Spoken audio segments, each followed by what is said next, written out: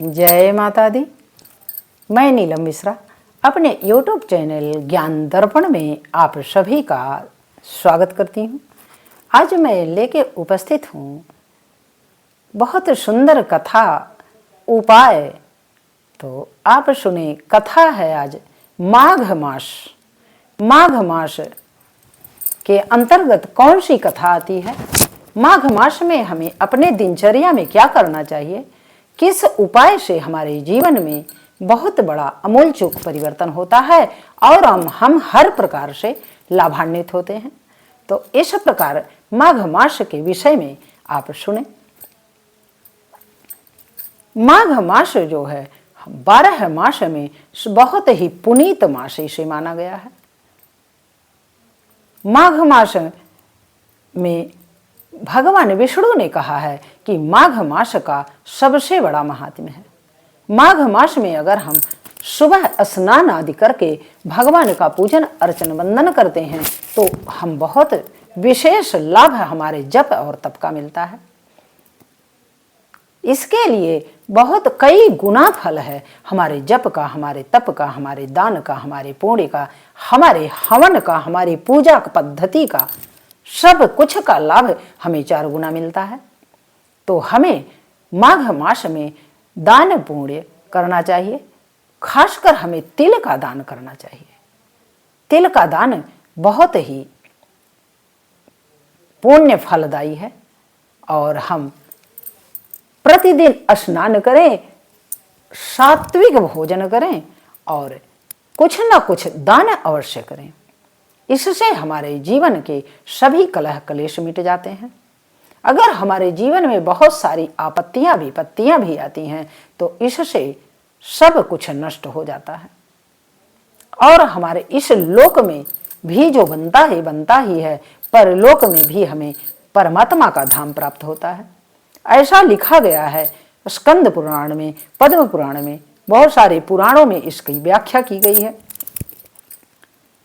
तो माघ मास में इसी कारण गुप्त नवरात्र भी माघ मास में होता है। बसंत पंचमी माघ मास में ही पड़ती है।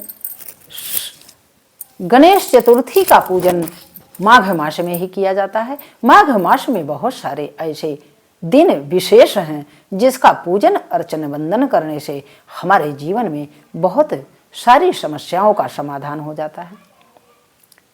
अब इस गुप्त नवरात्र के अंतर्गत तो पूजा होती है छिन्नमस्ता, बंगलामुखी और सारी सिद्धियों के लिए पूजा की जाती है। तो वो सब तो तांत्रिक लोग करते हैं, किंतु हम गृहस्थों के लिए माता दुर्गा की पूजा, माता सरस्वती की पूजा, लक्ष्मी की पूजा तन मन धन से किया जाए तो हमें पूर्ण रूपेण लाभ मिलता है। और इससे इतना लाभ मिलता है कि हमारे जीवन में बहुत परिवर्तन होता है। अब इसी प्रकार से माघ मास में प्रतिदिन स्नान करें, जप करें, पुराणों का अध्ययन करें अथवा श्रवण करें, कथा करें, सत्संग करें या शिव चर्चा करें, सब कुछ बहुत विशेष महत्व का होता है। इसका विशेष ध्यान दें। तो इसकी एक बड़ी मार्मिक कथा है, आप कथा सुने, आनंद लें। इस माघ मास का बहुत ही महात्म्य उत्तम है। इसके पीछे एक ये भी आता है कि ये कहा जाता है कि जब इंद्र ने ऋषि गौतम की स्त्री को छला था तो उन्होंने श्राप दे दिया था अपनी पत्नी को कि जाओ तुम पत्थर की शिला जैसी हो जाओ। और जब वो रोने बिलखने लगती हैं, कहती हैं स्वामी हमारा कोई दोष नहीं, तब वो पुनः अपना श्राप को कम कर देते हैं और कहते हैं जाओ तुम पत्थर की भांति रहोगी। जब त्रेता युग में राम आएंगे तो अपने पैर से जब तुम्हें स्पर्श करेंगे तो आपका उद्धार हो जाएगा। एक प्रसंग तो ये था। और इंद्रदेव बहुत क्षमा मांगते हैं गौतम ऋषि को, अपने किए हुए दुष्कर्म का क्षमा मांगते हैं। और जब क्षमा मांगते हैं तो इंद्र देवता को गौतम ऋषि क्षमा कर देते हैं। और क्षमा करने के उपरांत यही कहते हैं कि आप जाकर के माघ मास का स्नान करिए, दान करिए और भगवान विष्णु का जाप करिए, तो आपका यह पाप कर्म कम हो जाएगा, इसका फल कम हो जाएगा और आप इससे छुटकारा पा जाएंगे। किंतु इसका कुछ न कुछ जो श्राप मिल गया है उसको तो कुछ न कुछ तो भोगना ही है। इसीलिए उन्होंने कहा, जिस वासना के लिए आपने इस प्रकार छल किया वह वासना आपके शरीर में दिखेगी।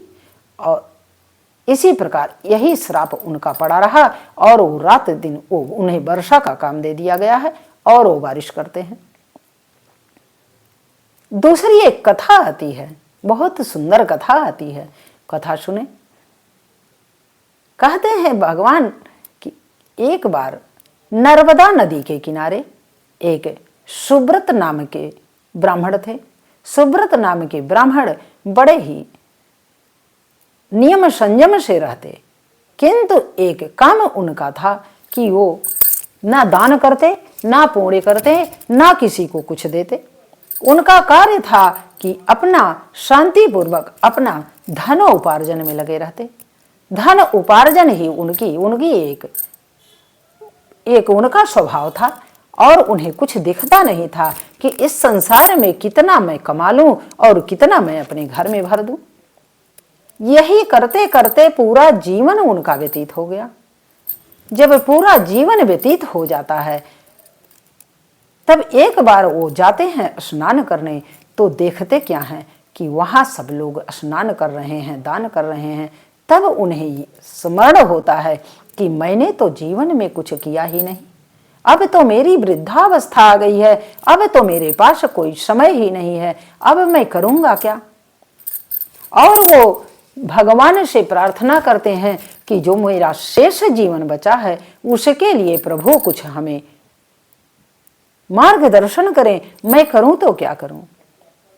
इसलिए वो बहुत परेशान हो जाते हैं, इतना परेशान हो जाते हैं, इतना वो दुखी हो जाते हैं कि मेरा तो जीवन निरर्थक ही चला गया और जो सारे धन उपार्जन करके मैंने रखे हैं उसका तो कोई व्यवस्था ही नहीं, उसे हम करेंगे क्या। वह ले नहीं जा सकते परमात्मा के धाम में, और परमात्मा के धाम में जो वस्तुएं नहीं जा सकती उसके लिए हम इतना मोह क्यों करते हैं। जब हमें पता ही नहीं, आपको पता ही नहीं है कि आप कितने दिन यहाँ इस संसार में जीवित हैं, कब आपका बोरिया बिस्तर बंध जाएगा यह आपको लेश मात्र पता नहीं है। एक क्षण में जीवन और एक क्षण में मृत्यु आ जाती है। यह परमात्मा का विधान है। परमात्मा को विधान जो है परमात्मा ने किसी को दिया नहीं है अपना। वो जब चाहते हैं जितना आपका प्रारब्ध है उसी के अनुसार आपको समेट लिया जाता है। तो आपको इतना मोह करने की क्या आवश्यकता है। ये इस प्रकार शुभव्रत बहुत सोचते हैं और सोचते सोचते उन्हें बड़ी चिंता हो गई कि अब तो मेरे पास कुछ नहीं रहा। तो वही है कि सब दिन नाही बराबर जात। जब बुढ़ा हो गए तो क्या कर पाएंगे, हमारे पास कुछ करने की क्षमता न है और ना हमारे पास समय है। कब परमात्मा उठा लें कोई पता नहीं। किंतु हम कितने मूर्ख हैं जो इसी में माया में पड़े हुए हैं। यही सोच सोच के वो परेशान होते हैं। तो एक ऋषि आते हैं, उन्हें समझाते हैं, कहते हैं चिंता मत करो, जो बचा है शेष को विशेष बना लो।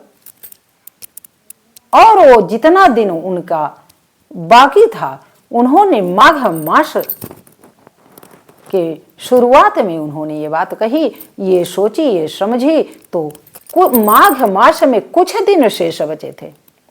कुछ दिन जब शेष बचे थे तो उन्होंने कहा कि अब मुझे इसे शेष को विशेष बना देना है। और वो माघ मास का प्रतिदिन का स्नान करते, दान करते, भोजन दान करते, किसी को भी कोई आवश्यकता होती उसके लिए अपने तन मन धन से तैयार रहते। इतना उन्होंने पूर्ण कर लिया। उतने दिनों में भगवान के जप तप में लगे रहे कि इस पुण्य काल में मुहूर्त सिद्ध होते हैं। तो इस पुण्य काल में किया गया पुण्य तो बहुत गुना, हजारों गुना फल देता है। अब शुभ व्रत करते करते उनका जीवन ही शुभ हो गया। जब उनकी मृत्यु का समय उनके आता है तो उनके लिए विमान लाते हैं भगवान, और भगवान के परम धाम में जाने लगते हैं। तब जबकि यमराज कहते हैं कि ऐसा कैसे हो सकता है, इन्होंने न कोई दान किया न धर्म किया, पूरे जीवन इन्होंने मात्र धन का उपार्जन किया है, इकट्ठा किया है, इस सांसारिक वस्तुओं को दिया किसी को नहीं है, तो ये कैसे जा सकते हैं। किंतु इन्हें माघ स्नान और दान का फल इतना अमोघ होता है कि इसको ये प्राप्त कर लेते हैं, और जब प्राप्त कर लेते हैं तो इन्हें परम धाम मिल जाता है। तो इस प्रकार परम धाम को चले जाते हैं। जब परम धाम को चले जाते हैं तो ऋषि मुनि यही कहते हैं कि माघ स्नान का विशेष महत्व है। इसमें जितना पूजा पाठ हवन किया जा सके सब बहुत ही पुण्य फलदायी है। इसे आप भी करें, हम भी करें, पुण्य के भागी बने। काले तिल का दान करें, तिल से बने हुए पकवान का दान करें, और जिसको खिला पाएं खिलाएं। इससे बहुत ही आपको अच्छा फल मिलेगा, आप बहुत ही पुण्य के अधिकारी हो जाएंगे। तो यह रही माघ मास की कथा और माघ मास का उपाय। तो आप भी इस प्रकार जो भी माघ मास में शेष है उसे विशेष बनाएं, दान करें, पुण्य करें और फल के भागी बने। तो माघ मास की इस कथा के साथ मैं अपनी वाणी को विराम देती हूँ। तो दर्शकों बहुत बहुत धन्यवाद। अगली कथा लेकर मैं पुनः आऊँगी, तब तक के लिए कोटिशः प्रणाम। जय माता दी।